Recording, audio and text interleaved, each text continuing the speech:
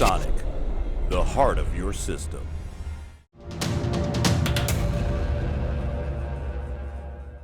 Alright guys, Dominic here for Kit Guru, and this is the Core X. This is actually Razer's newest and cheapest external GPU enclosure, and it is priced at £259.99.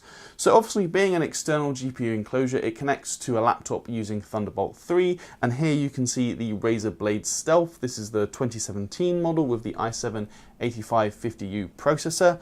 So these two connect to each other over Thunderbolt 3. And for the purpose of this video, I do have the Blade Stealth, but of course, any modern laptop with a Thunderbolt 3 connector should be fine.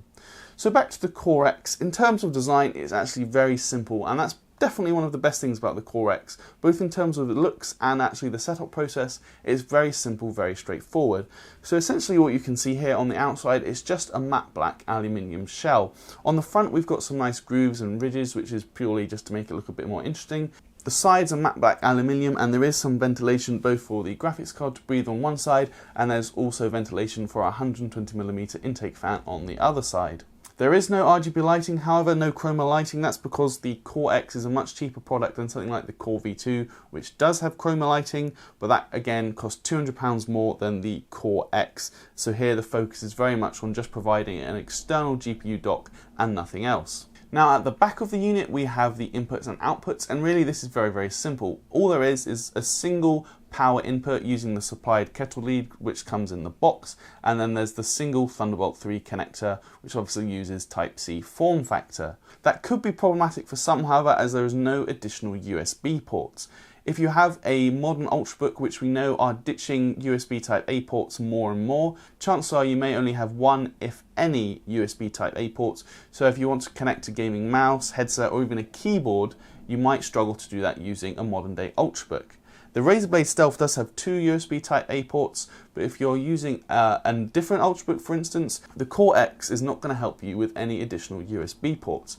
Again, if we look at the Core V2, that actually gives you an extra 4 USB 3.0 ports and an Ethernet port. So if you do want to connect up your whole host of gaming peripherals, the Core X is not going to help you in that regard. The other thing to note around the back of the Core X is actually the small handle, and this is how you get to the internals of the GPU enclosure itself.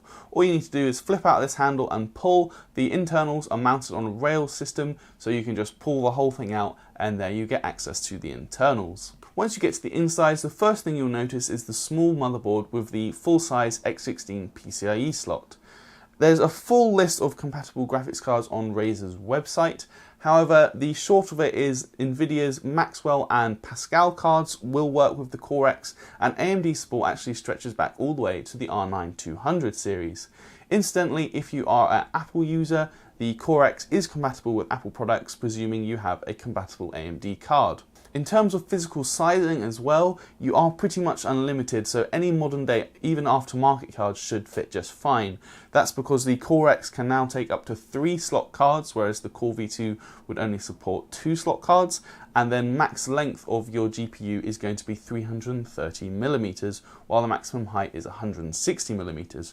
I personally use an ASUS ROG Strix GTX 1080 Ti, which is by no means a small card. In fact, it's probably one of the biggest we've tested.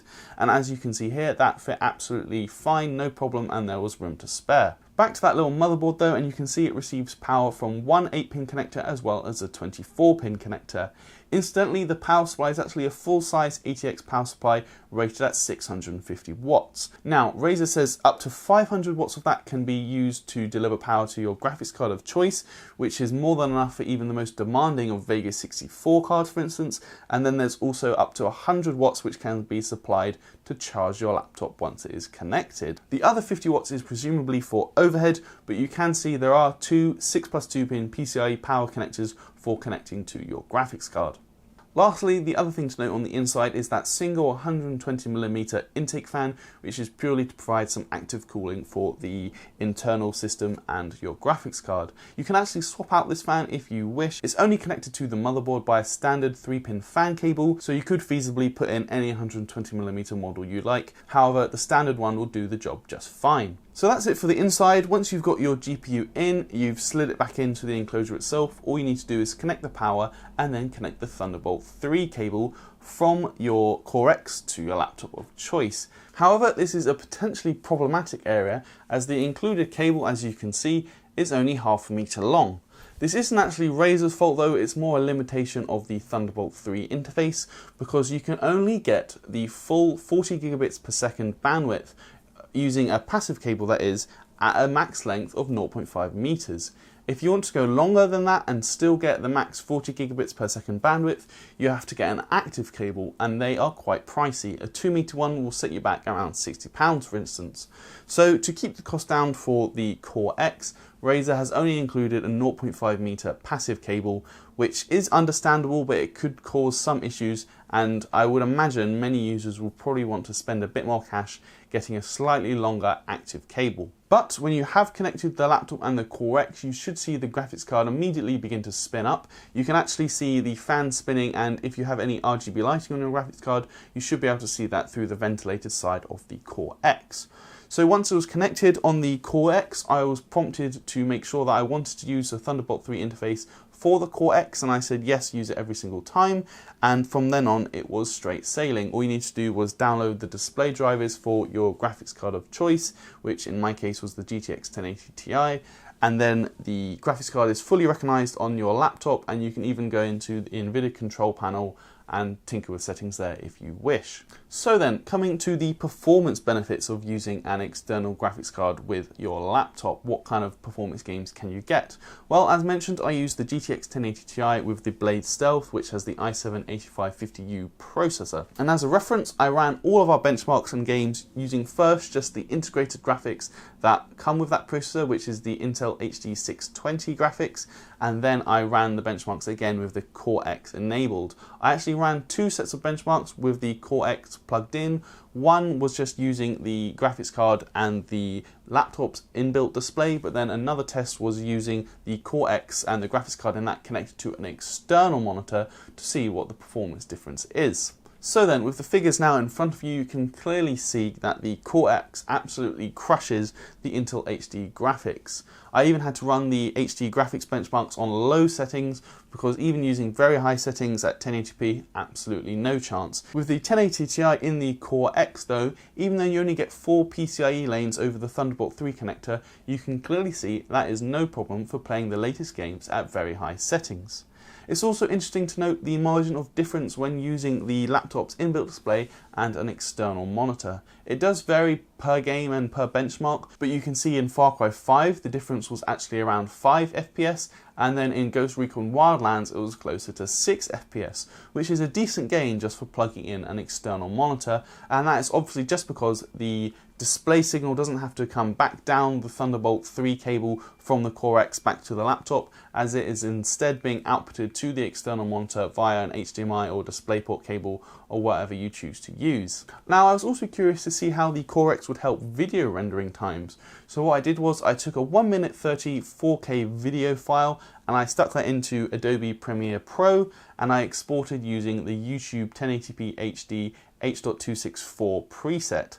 So you can clearly see Intel HD graphics very slow, but when we plugged in the Core X, the render times dropped dramatically, and we actually shaved off another 11 or 12 seconds, again by plugging into an external monitor.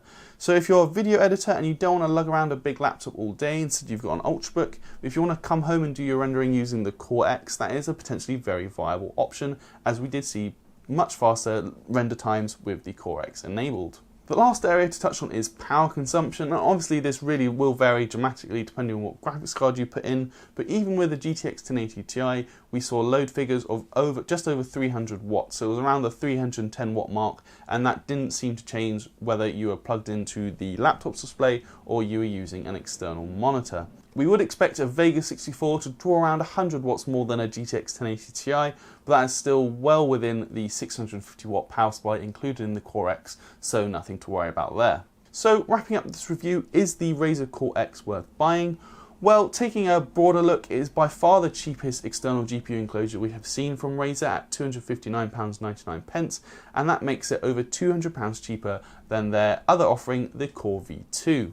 The biggest loss for not spending as much money is definitely the lack of additional I/O. If you have, as I mentioned, an Ultrabook with either one or simply no USB Type-A ports whatsoever, plugging in all of your peripherals for gaming or even external storage is going to prove a big problem, as the Core X does not give you any additional USB ports. That being said, for just £259.99, the Core X is a very well built and very easy to use, accessible way of boosting your gaming performance when using an Ultrabook. In the day, you come home, you dock to the Core X, and suddenly you've got a vastly improved gaming experience.